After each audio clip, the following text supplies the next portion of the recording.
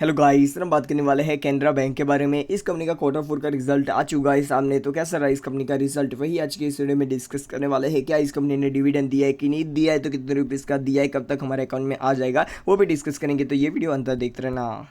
सबसे पहले इस कंपनी ने अपने शेयर होल्डर्स को डिविडेंड देने का फैसला लिया है। कंपनी ने यहाँ पर 6.5 रुपीज़ पर शेयर का डिविडेंड देने का फैसला लिया है इस क्वार्टर के अंदर। और इसी क्वार्टर के अंदर यहाँ पर एनुअल जनरल मीटिंग के बाद ये डिविडेंड आप लोगों के अकाउंट में 30 दिन के अंदर पे कर दिया जाएगा। अब यहाँ पर बात कर लेते हैं कंपनी के रिजल्ट के बारे में। तो कंपनी का रिजल्ट आप लोगों के सामने मैं प्रेजेंट कर रहा हूँ। आप लोगों के सामने ये रहा स्टैंड अलोन रिजल्ट है कंपनी का, और सारी अमाउंट्स रिजल्ट की करोड़ में बताई गई है। यहाँ पर हम बात करेंगे क्वार्टर बेस के ऊपर और ईयर ऑन बेस के ऊपर कंपनी के रिजल्ट्स को कंपेयर करेंगे। सबसे पहले यहाँ पर बात करेंगे कंपनी की इनकम के बारे में। तो इंटरेस्ट अर्न इनकम आप लोगों के सामने प्रेजेंटेड है, एंड अदर इनकम को मिलाकर कंपनी का टोटल इनकम 22,323.11 करोड़ रुपीस का कंपनी का इनकम देखने को मिल जाता है। कंपनी का क्वार्टर बेस के ऊपर इनकम में एक अच्छा ग्रोथ है। ईयर ऑन ईयर बेस के ऊपर भी कंपनी इनकम बहुत ज़्यादा अच्छी तरीके से बढ़ रही है। एक बार यहाँ पर से पिछले कई सालों में ऑलमोस्ट यहाँ पर मैं देख रहा हूँ ना स्टॉक मार्केट को, तब से लेकर पिछले 5 सालों में एक चीज़ बहुत पहली बार हुई है, आप लोग ऐसा बोल सकते हो। कंपनी के एक्सपेंडिचर, टोटल एक्सपेंडिचर देखोगे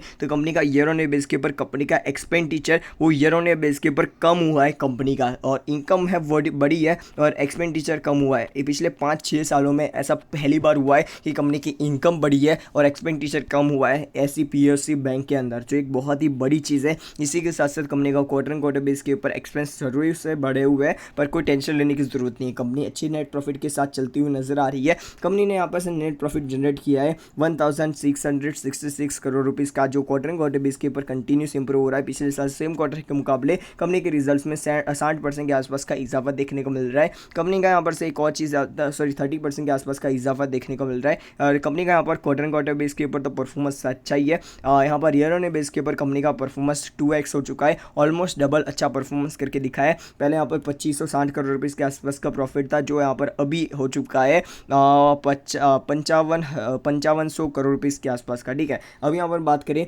इस कंपनी के नेट प्रॉफिट के बारे में। तो नेट प्रॉफिट एनपीएस के बारे में, नेट एनपीएस के बारे में, the net NPS and gross NPS continuous यहाँ पर कम हो रहा है, जो एक अच्छी बात है। इसी के साथ साथ कंपनी का यहाँ पर से एक और चीज़ याद रखना, कंपनी का यहाँ पर देखो ईपीएस आप लोग यहाँ पर से देखने जाओ ना, तो यहाँ पर से ऑलमोस्ट रिजल्ट जैसा होता है वैसा ही होता है। 9.18 रुपीज़ का इस कंपनी का ईपीएस है, और जो यहाँ पर से क्वार्टर बेस के ऊपर और ईयर ऑन ईयर बेस के ऊपर दोनों जगह पर बढ़ा है। पर ये कंपनी के एनपीएस अभी भी बहुत ज़्यादा है। देखो आप लोग देख सकते हो 7.51 रुपीज़, मतलब इतना ज़्यादा एनपीए, ये ही एक सबसे बड़ा प्रॉब्लम है इस कंपनी के खराब परफॉर्मेंस का। और इसी की वजह से मैं इस कंपनी को यहाँ पर रेकमेंड नहीं करता हूँ इस कंपनी को यहाँ पर लॉन्ग टर्म के लिए खरीदा जा सके। बाकी इस कंपनी के अंदर ज़रूर से पोटेंशियल है बहुत अच्छा परफॉर्मेंस करके दिखाने का। इस कंपनी का यहाँ पर operating profit margin and net profit margin आप लोगों के सामने प्रेजेंटेड है। धीरे धीरे करके सारी चीज़ें इंप्रूवमेंट होती हुई नजर आ जाती है। यहाँ पर बात कर लेते हैं कंपनी की एक और चीज़, रेवेन्यू सेगमेंट भी देखना जरूरी है।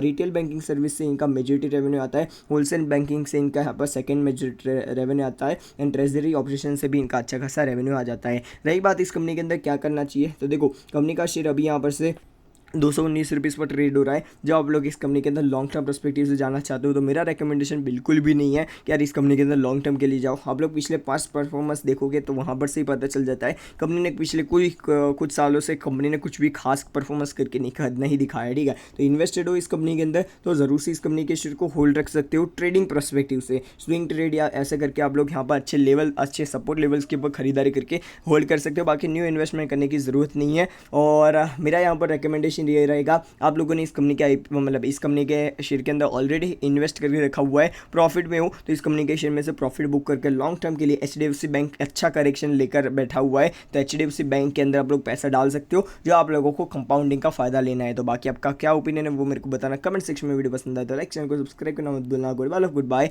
फिर मिलता है नेक्स्ट वीडियो में। Good bye.